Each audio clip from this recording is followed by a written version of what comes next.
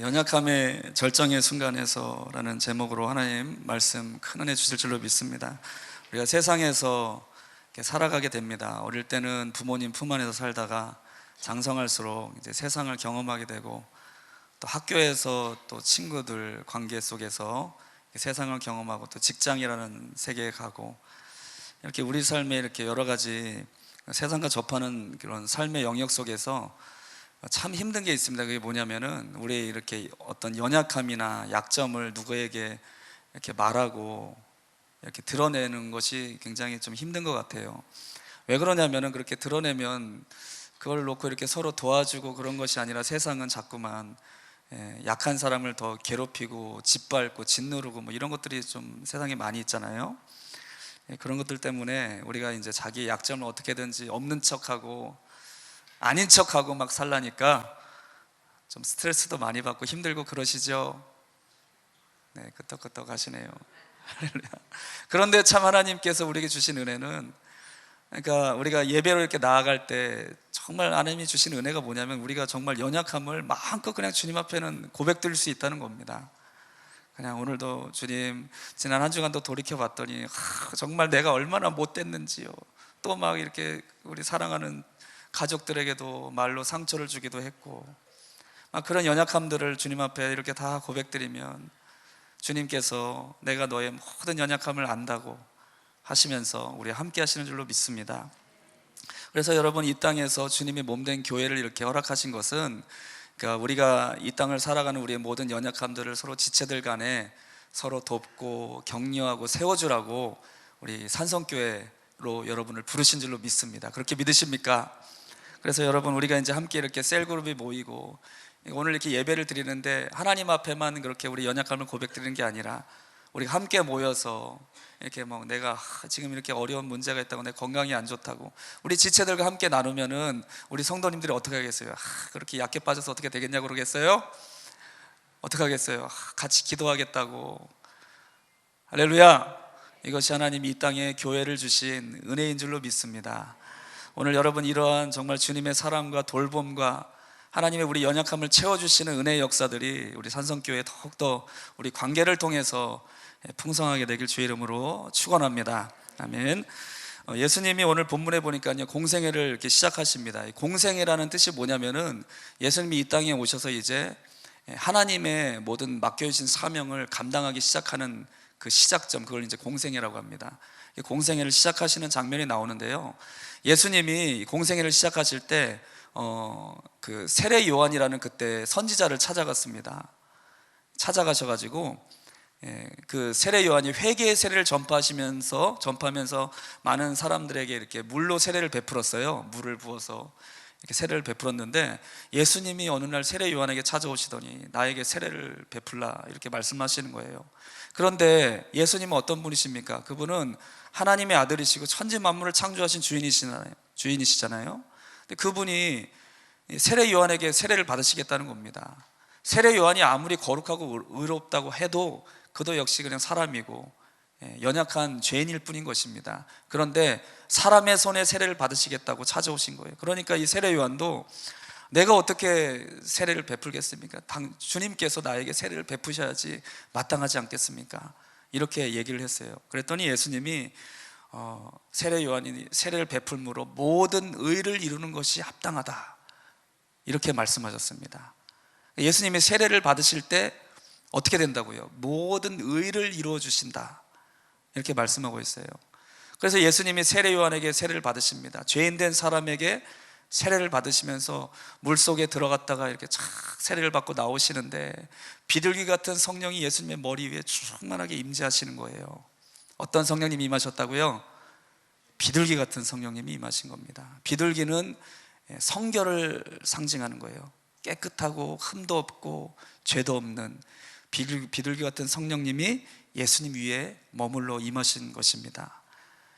예수님이 이렇게 공생애를 시작하실 때 성령님이 그렇게 임하신, 비둘기 같은 성령으로 임하신 역사가 무엇이냐면은, 구약시대에 제사장을 통해서 죄를 지은 사람이 어린 양에게 손을 얹고 기도하면 그 죄를 이 어린 양이 전가를 받고 제사장이 이제 그 모든 양을 각을 떼고 피를 흘리고 하나님의 번제단에 태워서 드리는 그렇게 예배로 나아갔어요. 그래서 예수님께서 세례를 받으신 것은 우리 인생에 있는 모든 저주와 연약함과 아픔과 고통과 상처와 우리가 겪어야 될 이 마귀의 시험과 유혹과 이 모든 것들을 예수님이 그 세례를 받으실 때 그 한 몸에 다 담당하시고 짊어지신 사건이 바로 세례 요한에게 세례를 받으실 때 이루어진 것입니다. 아멘. 그래서 성령님이 예수님께 임하셔서 무슨 일을 행하시겠어요? 이제 예수님이 어떻게 되셨다고요? 저와 여러분의 모든 죄를 다 자신에게 다 뒤집어 씌우셨다고요, 한마디로. 그러니까 이 성결하신 성령께서 예수님을 이제 심판하시기 시작하는 겁니다. 그게 바로 예수님의 공생애의 시작이었어요. 여러분, 얼마나 감사합니까? 우리의 모든 연약함 때문에 예수님은 사람에게 세례를 받으시고 성령의 비둘기같이 임하셔서 그 모든 죄의 형벌과 심판을 자기 몸으로 다 감당하길 원하신 그 사랑이 바로 우리에게 주신 이 복음의 시작입니다. 아멘. 오늘 여러분, 우리가 죄로 말미암은 여러 가지 연약함들이 우리 가운데 있습니다. 그런 연약함 때문에 예수님이 세례를 받으시고 십자가의 길로 걸어가셨다는 것, 우리가 다시 한번 깨닫는 저와 여러분이 되어야 할 줄로 믿습니다. 그래서 오늘 이제 그렇게 성령으로 세례를 받으시고 성령님이 예수님을 이끌어 가시는데요, 그 이끌어 가시면서 일어난 첫 번째 사건이 오늘 누가복음 4장에서 나타나고 있습니다. 그래서 예수님께서 성령에게 이끌리어, 이게 참 이상한 것 같아요. 성령님이 이끄셨는데 오늘 4장 1절 말씀 보십시오. 1절 끝부분에 보면 성령에게 이끌리시며, 2절에 보니까 마귀에게 시험을 받으시더라. 아멘. 성령님이 예수님을 이끌어서 마귀에게 시험을 받게 하셨다는 거예요. 왜 그러셨다고 그랬죠? 우리 인생이 받아야 될 그 한 가지 또 연약함이 뭐냐면, 이 약한 마귀는 어떻게든지 우리를 시험하고 유혹해서 넘어뜨리고, 어떻게 하려고 한다고 그랬어요? 요한복음 10장 10절에 보니까 도둑이 오는 것은 도둑질하고 죽이고 멸망시키려는 것뿐이다. 우리를 어떻게든지 하나님이 우리에게 주신 축복을 도둑질해 가고, 우리가 어떻게든지 이 땅에서 하나님의 생명을 누리지 못하게 하고 영원한 멸망에 빠지도록 이 약한 사단마귀는 우리를 끊임없이 유혹한다는 겁니다. 이런 연약함 가운데 아무도 피할 자가 없다는 거예요. 아무도 자기의 힘과 자기의 의지와 자기의 능력으로 이 약한 마귀의 유혹과 시험을 이길 자가 없다는 겁니다. 그렇게 인정하십니까? 그렇기 때문에 예수님이 성령에게 이끌리시어 마귀에게 시험을 받으셨는데, 예수님은 그 시험에서 한 번도 넘어진 일이 없으시고, 할렐루야, 그 마귀의 모든 시험을 말씀으로 넉넉히 이기신 분이십니다. 아멘.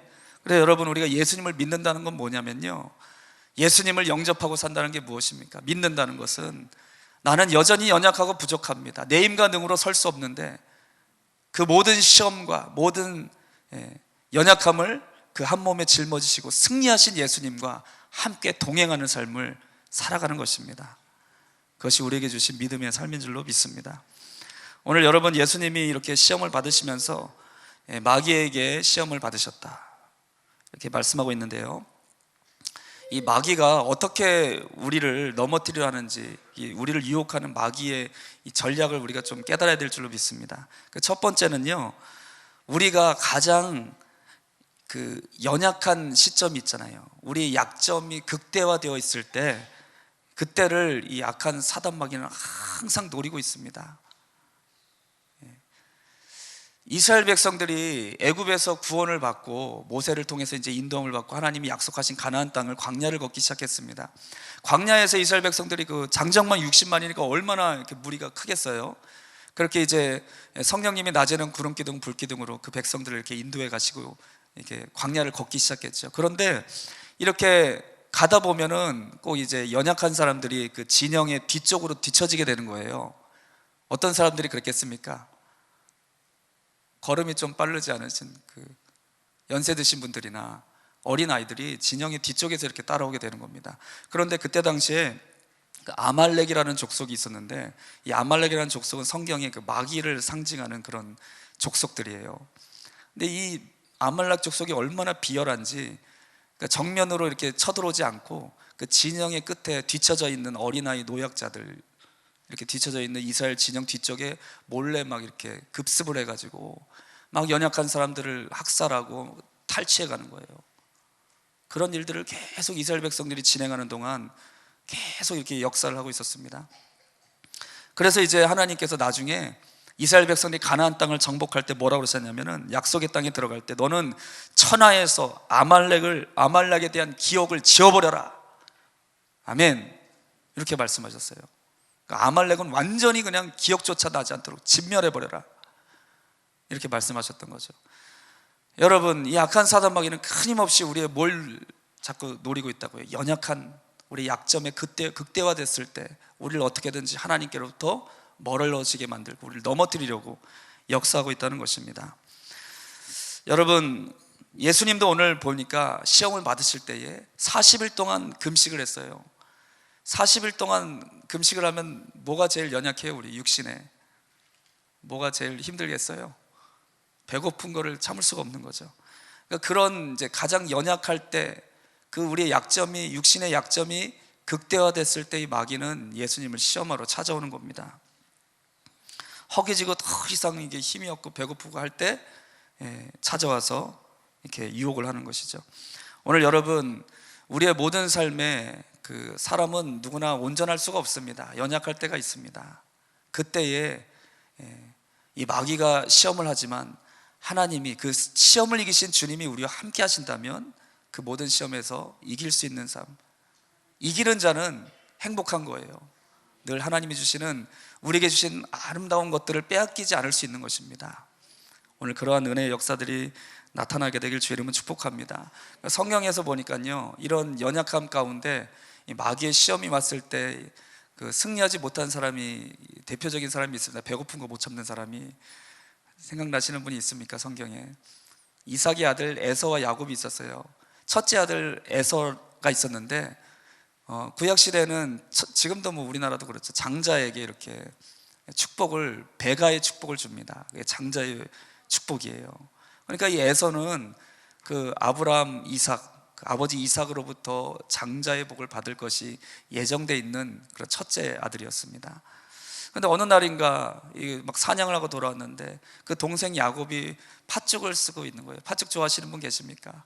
저희 목사님이 좋아하시는데, 팥죽을 막 솔솔 그 고소한 냄새가 풍겨나면서 배고파 죽겠는데 팥죽을 쓰고 있는데, 이 형 에서가 그 야곱한테 나 팥죽 좀 한 그릇 줘라 그랬더니 이 축복을 사모하는 이 야곱은 이런 기회를 놓치지 않는 겁니다. 그러면서 형이 장자의 명분을 나한테 주면은 내가 팥죽 이거 주겠다고 그러는 겁니다.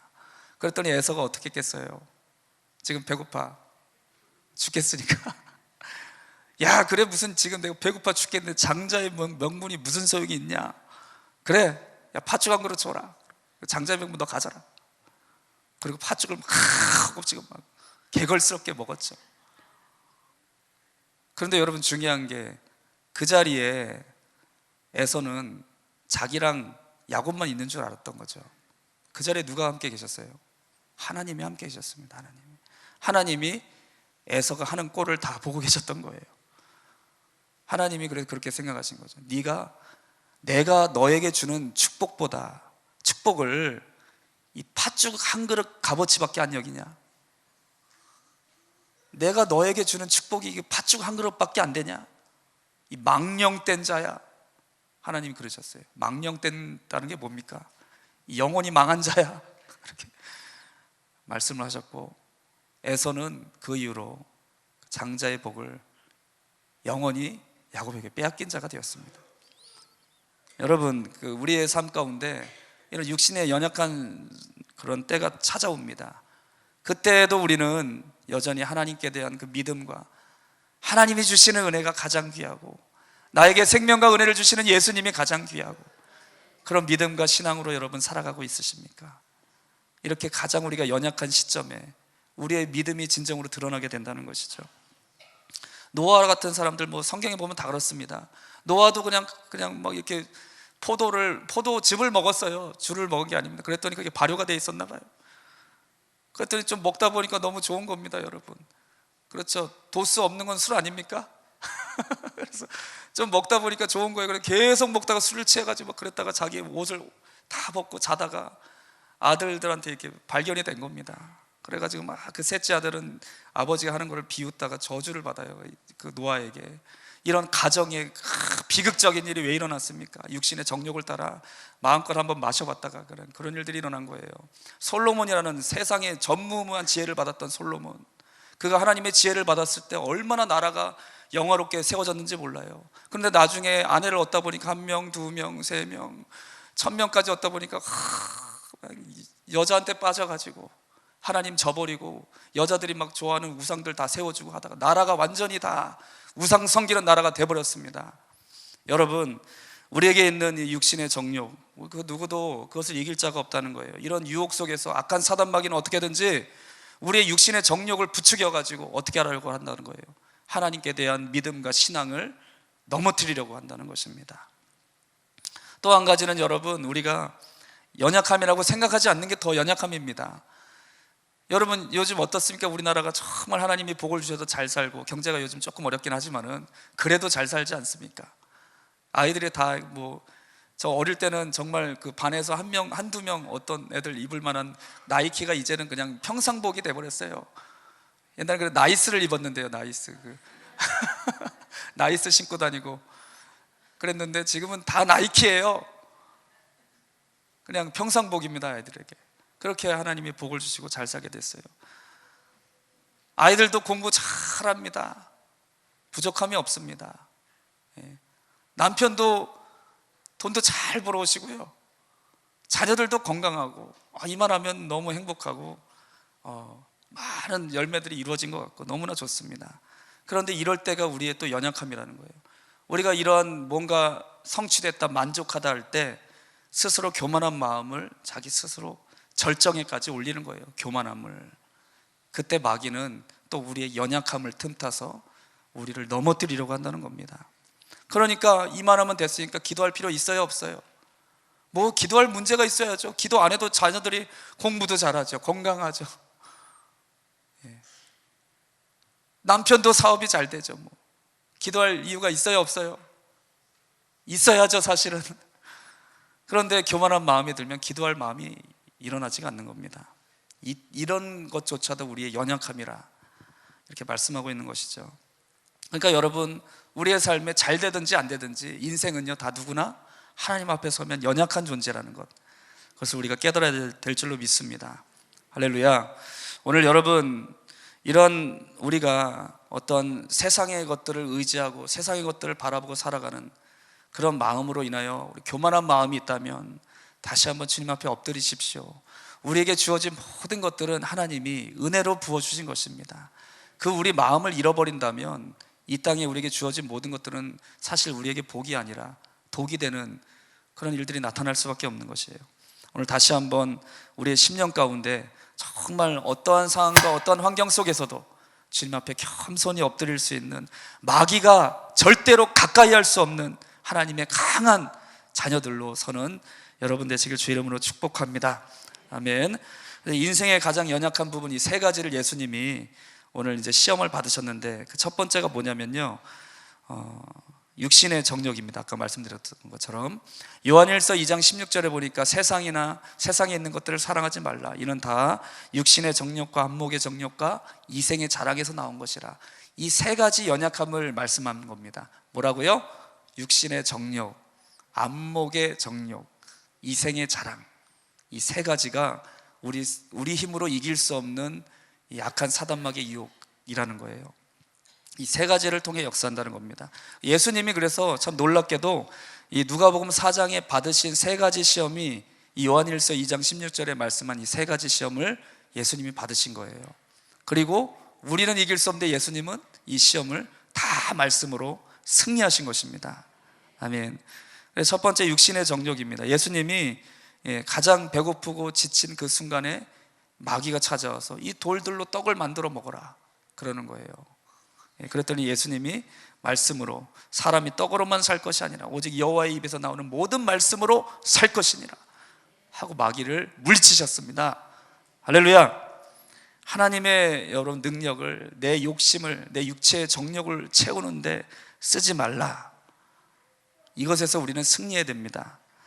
우리에게 주신 하나님의 능력이 여러분 뭐가 있습니까?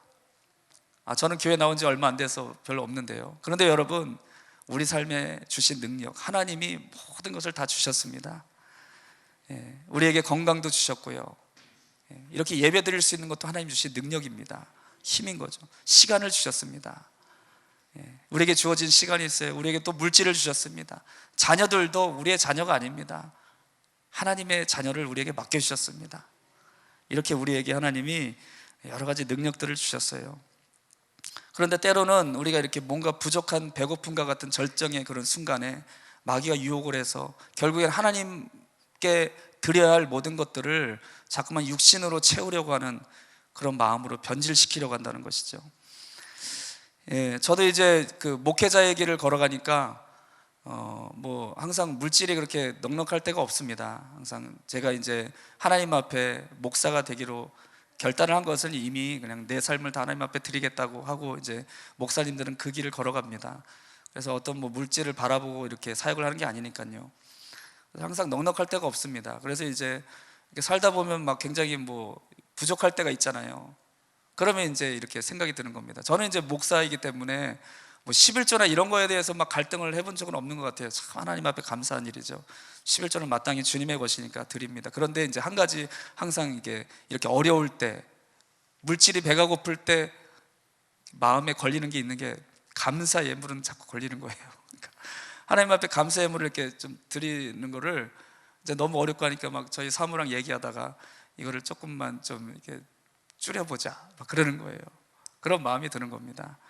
그러니까 이게 육신의 막 배고픔, 이런 부족함이 찾아올 때, 이 모든 인생이 그런 거예요. 하나님께 대한 것에 대한 어떤 이런 유혹이 찾아오는 겁니다. 그래서 막 이제 얘기를 해요. 그래서 조금 이제 감사한금 좀 줄여보자, 그래야지 먹고 살 거 아니냐, 그러다가 결국에는 다 드립니다, 원래대로. 그러면 하나님이 또 채워주세요. 놀랍게 채워주세요. 그러니까 우리가 얼마나 미련한지 모릅니다. 자꾸 이런 유혹이 찾아오면 우리의 힘으로 이겨낼 수가 없는 거예요. 당장 눈앞에 이런 막 갈급함, 배고픈 그런 순간이 찾아오니까요. 여러분, 그러나 우리가 이런 절정의 순간에도 에서는 그 팥죽 한 그릇에, 이 땅에 정말 잠깐 배고픔 그 해결해 줄 거 그 한 그릇에 장자의 명분을 하나님 앞에 팔아버렸고 망령된 자가 되었는데, 우리는 하나님 앞에 가장 하나님의 은혜가 나에게 가장 귀한 것이고 세상에 어떤 가치와도 예수님과는 바꿀 수 없다고 고백드리며 진정한 하나님의 신령한 복이 저와 여러분 가운데 함께 하시길 축복합니다. 두 번째는 안목의 정욕입니다. 이 악한 마귀가 예수님을 산 꼭대기 높은 곳에 데려가더니 천하만국을 보여주면서 나한테 절해라, 그러면 이 천하만국의 모든 영광을 너한테 주겠다, 이렇게 유혹을 하는 거예요. 안목의 정욕. 우리가 이렇게 살아가면서 그런 것 같아요. 고등학교 때, 중학교, 고등학교 자라오면서 취직을 합니다.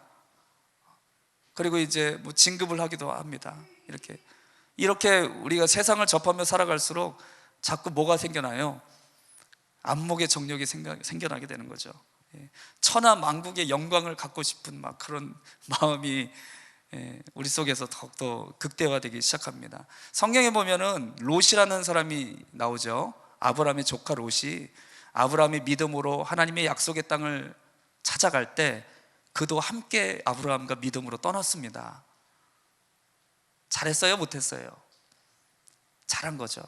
그렇게 가다가 이제 막 무리가 많아졌습니다. 하나님이 복을 주셔서 아브라함에게 양떼 막 재물도 많아졌고 롯도 많아졌습니다. 그랬더니 아브라함이 우리가 같이 있으면 자꾸 다툼이 나서 안 되겠다, 네가 동쪽으로 가면 나는 서쪽으로 가고 하겠다, 결정해라. 그랬더니 롯이 딱 눈을 들어보니까 저 요단 동편에 막 물이 막 에덴 동산같이 넘쳐나고 푸르르고 그런 땅이 보이는 겁니다.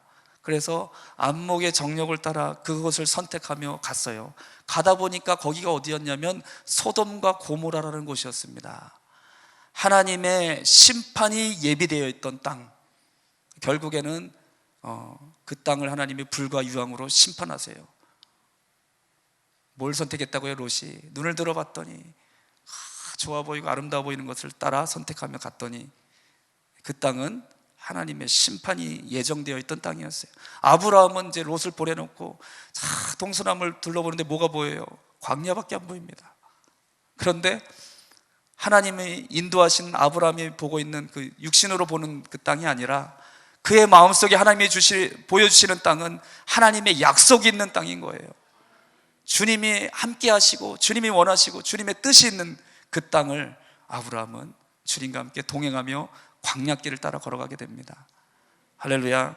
안목을 따라 우리의 육신의 눈에 보이는 좋은 곳을 따라 걸어가면요, 그곳에는 반드시 심판과 멸망이 있는 땅에 이르게 된다는 것을 우리에게 말씀하고 있는 겁니다. 결국에는 악한 사단마귀는 우리에게 육신에 보이는 좋은 것을 주겠다고 하면서 경배하라는 거예요.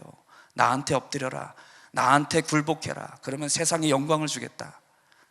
예수님에게 찾아와서도 동일하게 유혹하고 이렇게 시험하려고 했어요. 그때 예수님이 말씀으로 또 그 악한 사단마귀의 유혹을 물리치셨습니다. 할렐루야. 여러분, 그런 유혹과 시험이 찾아올 때 항상 예수 그리스도의 이름으로 말씀으로 물리치고 승리하는 여러분들 되시길 주 이름으로 축복합니다. 세 번째는 이생의 자랑이었어요. 9절부터 12절 말씀에 보니까, 오늘 본 말씀에 이 악한 마귀가 또 예수님을 어디로 데려갑니까? 예루살렘 성전 꼭대기로 데려가되 뛰어내려 봐라. 그러면은 천사가 와서, 기록된 말씀을 인용합니다. 이 마귀도 천사가 와서 땅에 닿기 전에 너를 붙잡아서 지켜줄 것이다. 그러면서 시험을 하는 겁니다.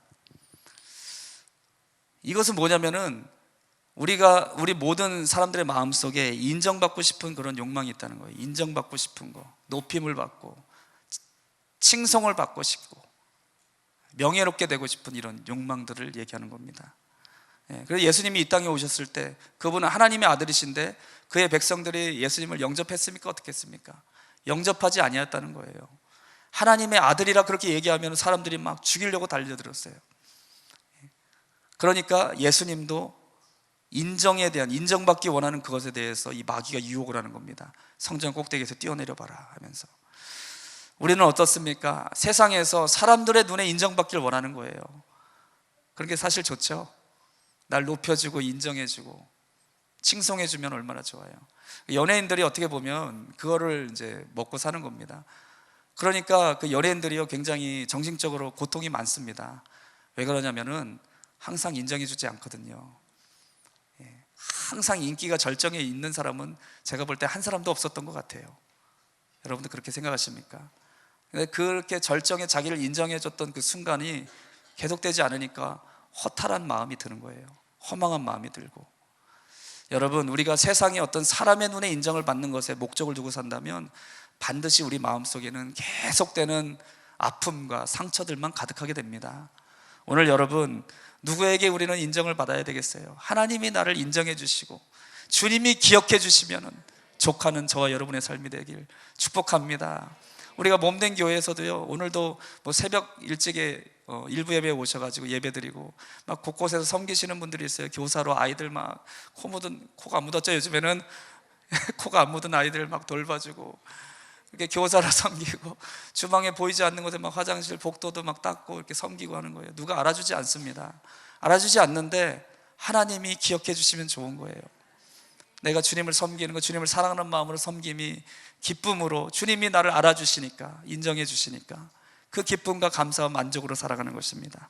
오늘 여러분, 예수님처럼 이 세 가지 우리에게 주어진 시험 가운데 우리의 육신의 마음으로는 절대로 그 누구도 이길 사람이 없다는 거예요.